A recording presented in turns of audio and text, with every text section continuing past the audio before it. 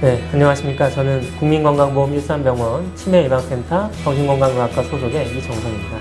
오늘은 제가 치매에 대해서 간단하게 말씀드리겠습니다.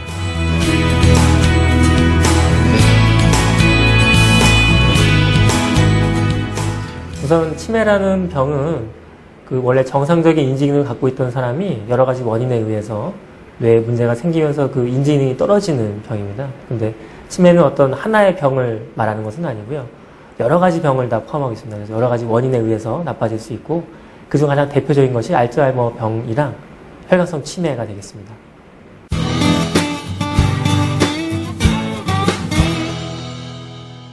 그러니까 가장 많은 것이 알츠하이머 병이고요. 그게 한 50% 정도를 차지하고 알츠하이머 병은 처음에는 이제 기억력이 떨어져서 최근의 일들이 자꾸 기억이 안 나고 말할 때 단어가 생각이 안 나서 뭐 이것저것 이렇게 하게 되는 증상이 나타나다가 좀 진행이 되면 이제 방향 감각도 흐트러지고 판단력에도 손상이 오고 그럴 수 있습니다. 근데 아주 많이 말기까지 진행이 되게 되면 사람이 언어를 기능도 전혀 소실이 돼서 말도 못하고 대소변도 가리지 못하고 그런 정도까지 진행이 되죠.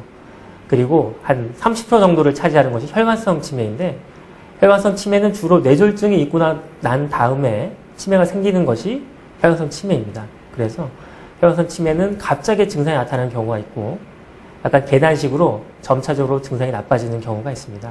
그래서 혈관성 치매의 대표적인 증상은 뇌졸중 후유증으로 발음이 좀 나빠진다거나 집중력이 흐트러진다거나 성격이 변화하거나 이런 증상을 보이는 경우가 있습니다. 혈관성 치매는 뇌졸중이 어느 부위에 나타나는지에 따라서 증상이 되게 다양할 수 있죠.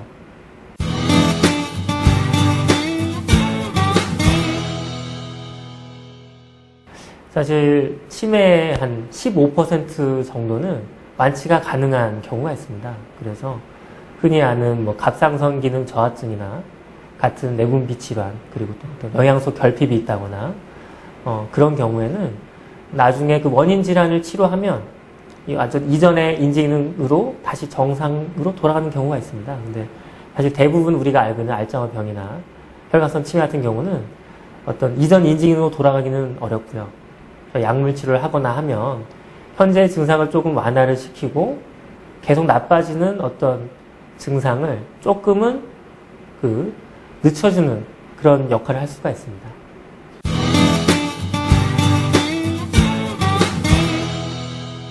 그러니까 이제 혈관성 치매는 아까도 뇌졸중이 있고 난 이후에 사실 인지기능이 떨어지는 거기 때문에 혈관성 치매는 완전히 뇌질환과 아주 관계가 높다고 할 수 있겠고요. 사실 알츠하이머 병이라고 하더라도 어느 정도의 뇌혈관의 문제는 갖고 있습니다. 그래서 치매 자체가 아주 뇌 질환과 큰 영향을 갖고 있다 이렇게 생각할 수 있습니다.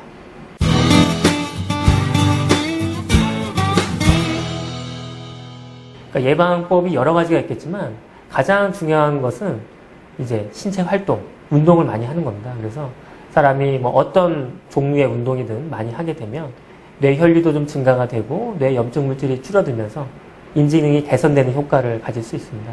그리고 연세 드시면서 아무래도 젊었을 때 하던 일들을 안 하게 되는데 독서나 화투 같은 좀 뇌를 움직일 수 있는 그런 활동들을 하시면 좋고 또 매사에 적극적으로 지내시는 것이 좀 예방 효과가 있습니다. 그리고 흔히 이제 말하는 혈관 질환의 위험한 것들, 고혈압, 당뇨, 고지혈증, 흡연 이런 것들이 치매에도 좀 안 좋거든요. 그래서 이러한 위험 인자들을 관리하는 것이 매우 중요하겠습니다.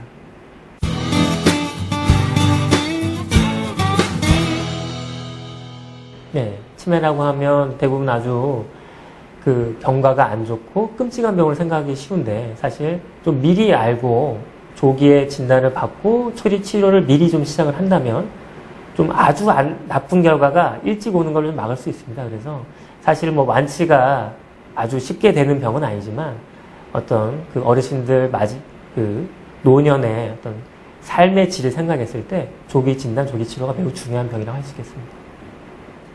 네, 오늘은 치매에 대해서 제가 말씀드렸습니다. 제가 아까 말씀드린 대로 어르신들의 삶의 질을 위해서 치매 조기 진단과 조기 치료가 매우 중요하기 때문에 혹시라도 치매에 대한 걱정이 있으신 분들은 좀 병원에 오셔서 상담을 받아보시는 게 좋을 것 같습니다. 네, 감사합니다.